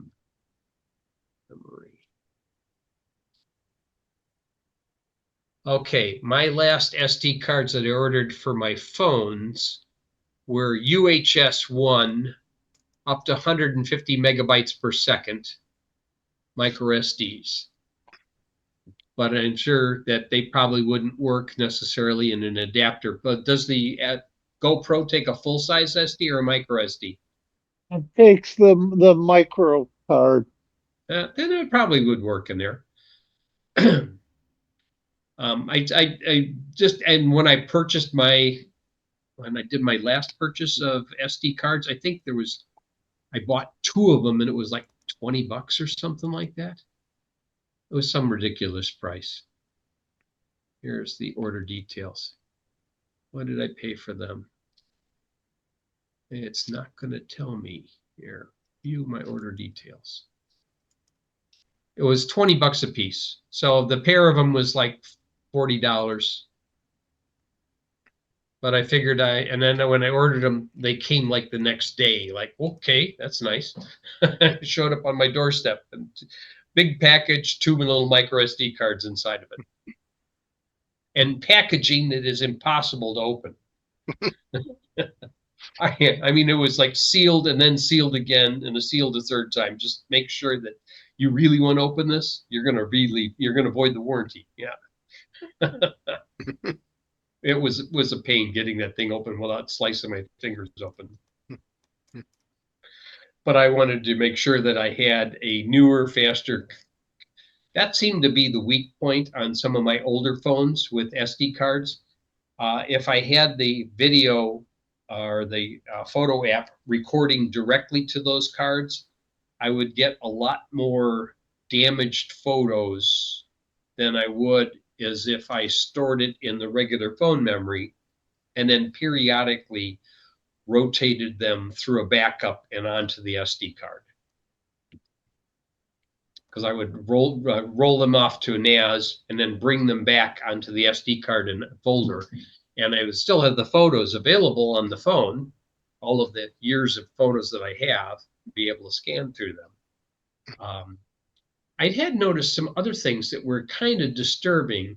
I know that Google discontinued its timeline storage except for your phone, and you could back it up.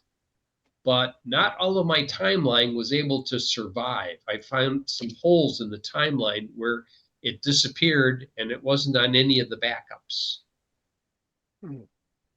Because normally it will save so many days of timeline and then it rolls it off and it wants to make. But there was a period in May and June where there's from the first part of June, so a little over 60 days ago, to 90 days as a whole that disappeared. But that could be Google not wanting to do timeline because they think it's a privacy issue. And I just found it was handy to go back and figure out what trips we did where and how long it took us to get someplace. Yeah, they do try to get rid of a lot of kinds of metadata Yeah. for exactly Sid. that reason. Yes, Sid, you raised your hand? On the same point, Google Maps is going to be deleting all history data unless you specifically go into settings and tell it to keep that data. Which I did do. When I first saw the message, I turned that on. But I have since moved phones and I verified that it's still turned on the new phone. And sometime before the old phone was retired and the new phone was brought in, a period of history has been mysteriously wiped.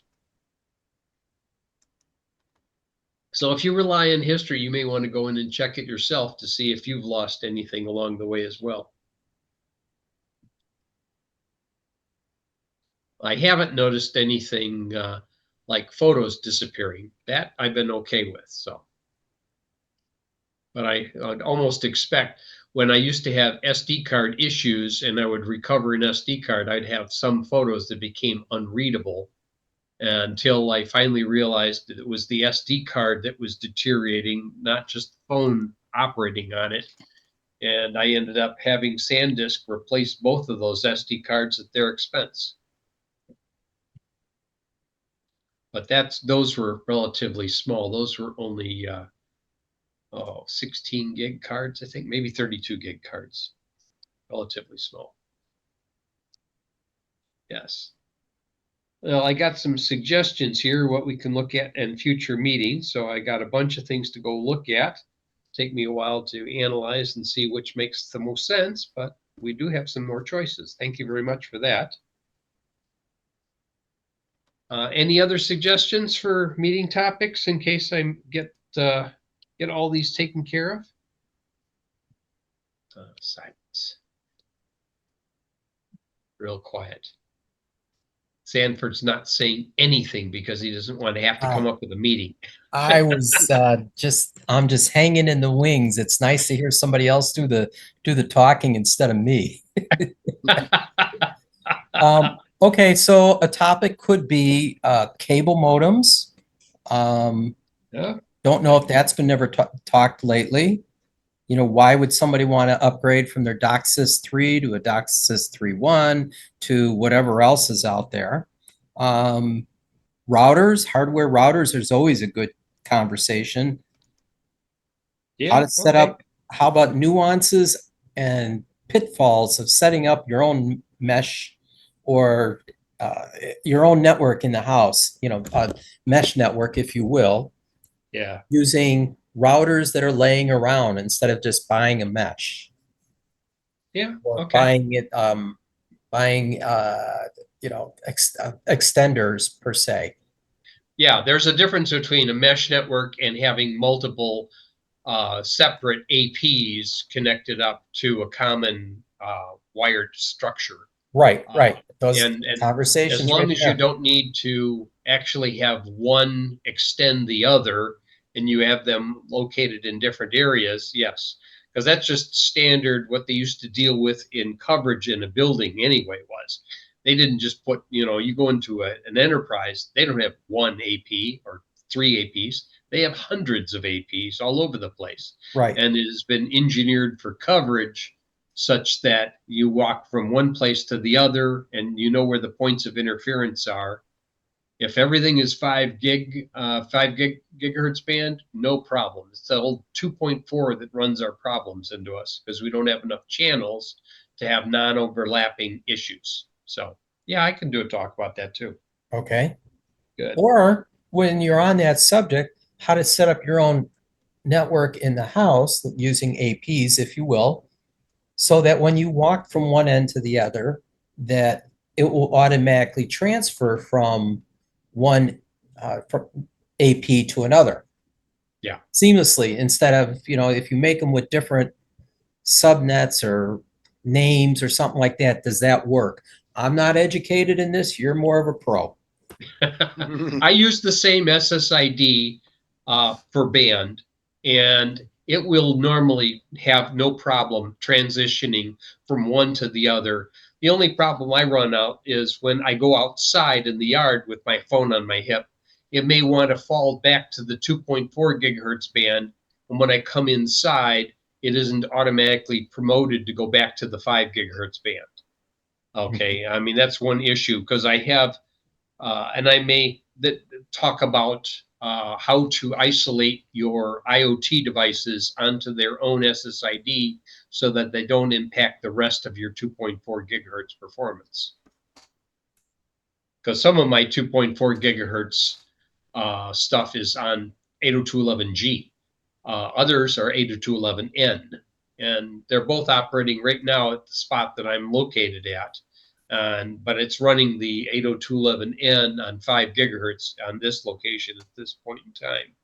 Yes, I'm on 51. So I'm on the 5 gigahertz. I could be on 802.11a as well, but I'm pretty sure this is connected via the N. If I go into the specs and look at my properties, it'll tell me, oh, where's my others? There it is. And it's doing channel 157. My link speed is 243 megabits per second.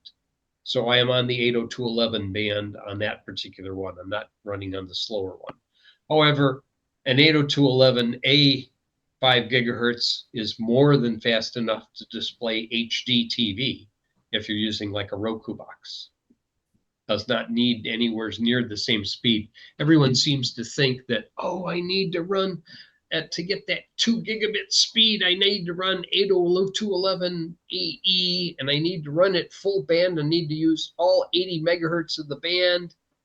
But you might be better off with multiple doubled up channels at various access points around the house, and each one has its own speed and less contention for the medium. Works just fine as well.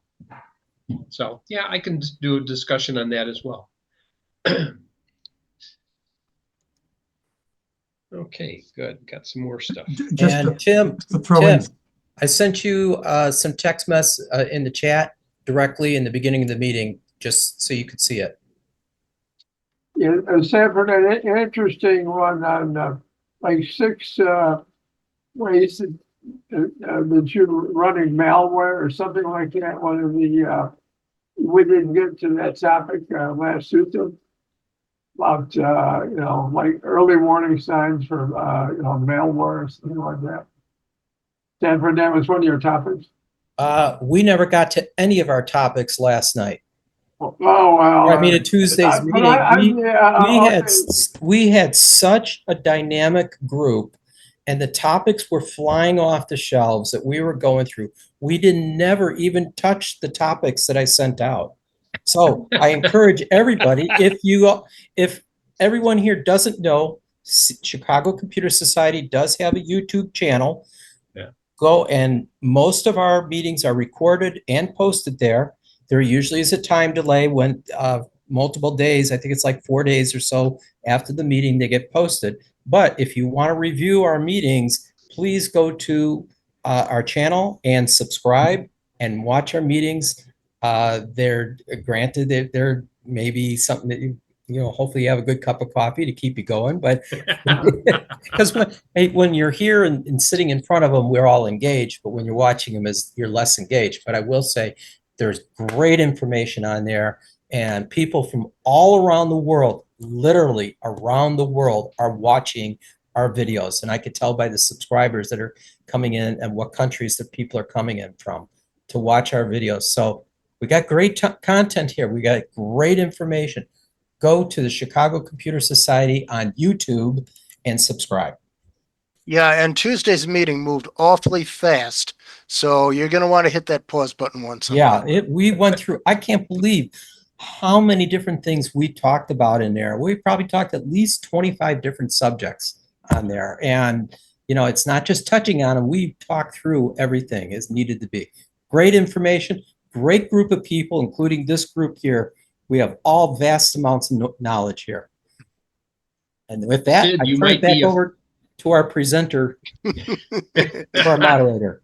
Sid, you might be a famous YouTube personality by the time you get to Ukraine. They may know you. David, oh, it is the Sid, the Sid. El Cid. El Cid. I know. I was But that wouldn't deliberately. Yeah. that Yeah. wouldn't be how they would say it in Ukrainian. El Cid, El Cid. They wouldn't. Yeah, no, I will check out your channel. I usually look at APCUG stuff, but I haven't looked at yours, so I'll take a look. Yeah, APCUG, Tech for Senior, those are all good. I might say it is not my channel. It is the Computer Society's channel. It is our I'm just the moderator who posts the stuff up there. Yeah, it is our channel, and if you do look at something and you notice what it's about, you might want to leave a little comment saying at a certain time code, this is what was happening.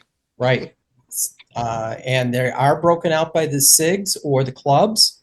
So if you're only interested in the Northwest chapter or Northwest Club, you can just subscribe to that one. You can subscribe to the Tips and Tricks or any of the other clubs that are on there or SIGs that we have. So I encourage you to do so. There was one month I missed the Northwest SIG because of a medical thing, and I watched it on the YouTube channel later. Sort of wished I had been able to ask and answer a little bit, but you can't have everything if you miss a Can't have meeting. everything. I know. Does that mean all the YouTube videos are 1 hour Sanfordized, and that means they reduce shrinkage? No, they are full length features. If our meetings are 2 hours, they are 2 hours long. Oh wow. Including But yours. Bob, Yeah, including mine. Yes. Including yes. yours. there you go. Yeah. But Bob, you can't always get what you want, but sometimes you get what you need. That's what I did. I got what I needed. Yeah. Got what I needed and then wrote it. You had just what I needed. just when I needed Yeah, it. Yeah, I got what I needed, and then I wrote down some things I might want to ask at future meetings. Yes. Well, I That's wrote down a usually the best bunch you of can do stuff if you here. miss one. But I guess, Ed, you've got about a year's worth of stuff to look through there. Probably close to it. Yeah, we should all live so long. Yeah. All right. yeah. Got a bunch of stuff here. So I can't help you too much on that, Terry. That's on a different meeting top, different meeting. You have to ask that meeting where their subjects went. We might want to recycle some of those the next time On around. mail, I could go back and find the link that Stanford had and from Tuesday and get it. Yeah. Okay. Well, there That was a link, thing. that link to come, We all worry about malware and losing everything, and you hear people their computers going black and all kinds of stuff. So Yeah, I had gotten an email from Tim that had a YouTube with another group, and they were talking about a number of subjects as well. And one of them was Ting, and I happened to go off to look at my flash drive to say I know I had a presentation on Ting in here in the recent past, and it wasn't coming up in display. Now I got to figure out why my search on the flash drive did not show that because it was part of the name that it should have searched on. So now I got a quandary. Why did Windows Search eliminate that from its contention? Is it this machine, or is it something that I have set in the search options that shouldn't be set? Something I need to look into. Or do I have to re-index the flash drive every time I plug it into the unit so it can find stuff? That would be objectionable if I had to do that. But other questions. I will put that down on my list. Searching on flash drives. Yeah, flash drives are, in my experience, more difficult to convince Windows how to search than an external hard drive. That's one reason I do not rely on flash drives and SD cards. Yeah. It's not that you lose the data, you lose the ability to index it. Well, the thing was, this machine is different than the other one that I have. They're both Win 10, 22 R2, but that one seemed to have no problem finding the stuff on the flash drive because that's where the flash drive had been created. This is just plugged into this machine where it is used. And I'm just wondering if there's a difference between I originally created it or I only use it occasionally and I don't remember it. So, or do I have to go periodically and flush the USB cache that keeps track of all of the flash drives ever inserted into your machine? USB D view. Have you ever seen that one? I may need to do something like that with my EFI because my BIOS EFI, I am no longer able to change boot order. Ooh. And yet, if I insert a flash drive with like Ventoy on it, it does change back to what the boot order was last time it was used. But that doesn't mean I can change it.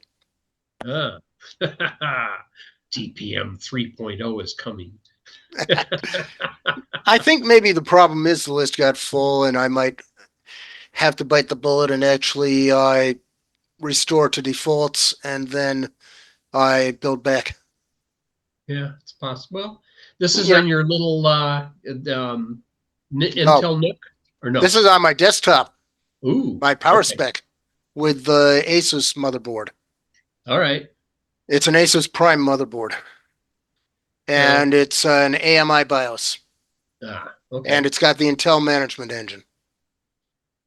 And it's 12th gen. 12th gen. Yeah, I mean, I could consider that one of the options for my desktop machine would be to upgrade it by replacing the motherboard, and then put a whole new OS underneath it and go from there. Sanford, what you got? I got an off-topic question.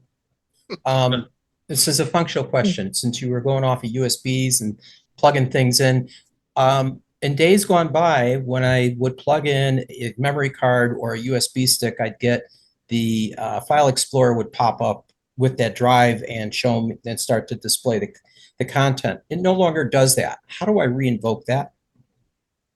There's an option on what to do with the drive when it plugs in. And I'm not sure where the settings are in Win 10, but that's where it used to be on Win 7 was change to what happens when you plug in this device? That might be under device management.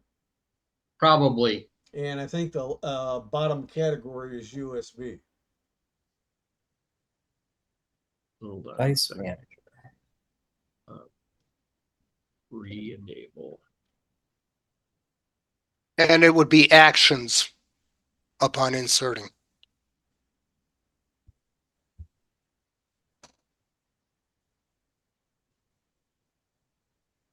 See, I have mine the opposite way, not to do anything Yeah, that's what on mine purpose. is normally set to. But that is not the default in Windows. In Windows, the default is open. You're re-enabling autoplay, and what to do is what you're doing. Yeah. So if you search up autoplay, and then tell it that you want it to pop up Windows Explorer as opposed to running a program, as opposed to anything else. Yes. Yeah. And you do not want autoplay set to automatically run off USB. Normally they disable that in Win 10, but in Win 7 it was still an option. Yeah.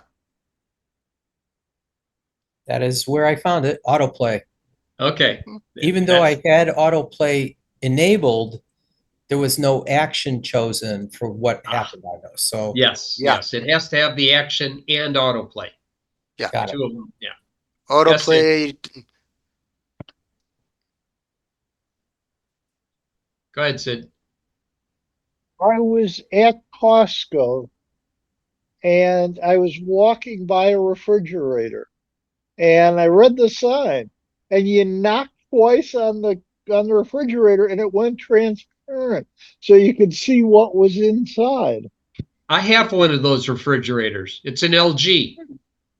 Hmm. Do you know what it has in there to figure that out? A microphone. So, yes, and it's probably running a Linux variant right now as we speak. My stove also has a small board that almost looks like Raspberry Pi. That has, but I could never see the value of having a controller for a stove on the internet. Just something about why would I want to turn on the stove when I'm not home? Obviously, to cook something you want for right when you get there. Yeah. All right, Bob. Thanks. So do you actually use that feature? It lets me know when to change the filter. It also gives me an idea of how many kilowatts the refrigerator is currently using. I can set the temperatures for the internal freezer and refrigerator separately. It also lets me know when it's scheduling what's called fresh air.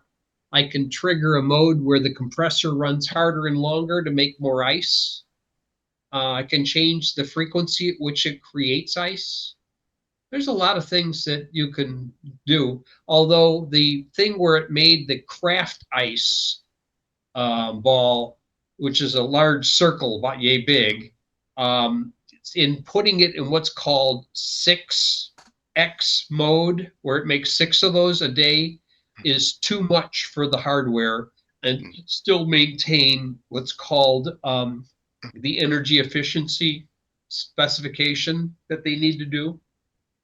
And I had to have the ice maker replaced under warranty because one component stopped functioning, and maybe it has to remelt the ice to pop it out so it can fill it up again and make another set of ice cubes. Said leave it on 3 ice mode. Don't turn it to 6 ice mode because you're pushing it a little bit too much there until they redesign this yet again, because all they're going to do is replace the ice maker. And it was pretty much plug, plug, plug, done. The ice maker's replaced. I mean, it plugs and plays. There's no hose going to it. It pours water out the back and into the tray and figures all that stuff out. Yeah. But it has all of that kind of control. And it's kind of obnoxious because it's got to have its own app, of course, on your phone. And you can't access it from your computer. It can only do from the phone. But there's basically something that shows you basically what I have. Okay, so now we know the IP address of your refrigerator. Yeah, and you we can don't, that mess doesn't with show it. you that on the screen. You have to go deep to even find what firmware it's running because it looked like it wasn't doing any, because I could never do firmware updates from this app. It was automatically doing them itself, and there's no control of when it does new apps and such. Now it's getting better at showing what firmware release and everything, and just as it's up to date. I'm not going to tell you when I put a new one down. But I turn on Ice Plus and it'll be on for 24 hours and then the Ice Plus is automatically turned off. It says my refrigerator is currently at 34 degrees Fahrenheit. I thought it was set for 36, but it's a little cooler now. Maybe it'll keep the milk fresher a little longer. It doesn't seem to. I used to have stuff that would freeze in the refrigerator, in the previous refrigerator, but it used to keep certain things much longer too. One of the differences on this one versus some of the other refrigerators, this one tries to hold its temperature within 0.5 degrees Celsius. So it actually has fans to circulate the air and try and maintain the same temperature from the top to the bottom of the enclosure. And normally what you do with most freezers refrigerator combination, the way they function is the freezer is the cooler. That's the thing that all the power runs into. All of your stuff goes into the cooler. They're at the top of the freezer compartment. There's a connection that goes to the refrigerator compartment, and there's a damper door that can open and close. And it can open the damper, bring some air through, and then close the damper, and then that's how it adjusts the temperature of the refrigerator, different than the freezer. So it's not running two separate compressors; it's running one compressor. It's And just that's like a how they're bleeding off the cold to one Yeah. compartment to the next. Yeah, that's exactly what they're doing. Yeah. And that's basically how they function. And once you see how and sometimes the damper doors freeze. And that's what the problem is the damper door problem. And then they come out, replace the damper door, the solenoid, and you're good to go again. Yes, Sid. So does the refrigerator tell you when you put in food that's not good for you, or would you take too much snack stuff out? I do not let it know what I'm putting into it, although that is an option. You can keep track of what you have in it, and it can say, oh, this is going out of code. This is going to die soon. I choose not to do that. It does let me know when somebody's standing there with the refrigerator door open and it starts going dee dee dee dee dee dee, either the freezer or the refrigerator. And it'll let you know. And it used to send me notifications every time that happened. That went over like a lead fart. So I turned that off right away. It does have other options in here as well. If I go into some of the features, let's see. There's some of the peak energy saver, device useful features, filter management looks good, energy monitoring. I can show that's basically what shows how much energy it's been using over the day. Today, the refrigerator door has been opened 30 times. The freezer door has been opened 2 times. Way too much information that you really didn't want to know. What other group can you go to and learn this kind of information? You guys are the greatest. Thank you so much. I have to run. Have a good Okay. night, and thank All you right. so much. Thank you. No problem. See you next month. Goodbye. All right. Well, anyhow, see, now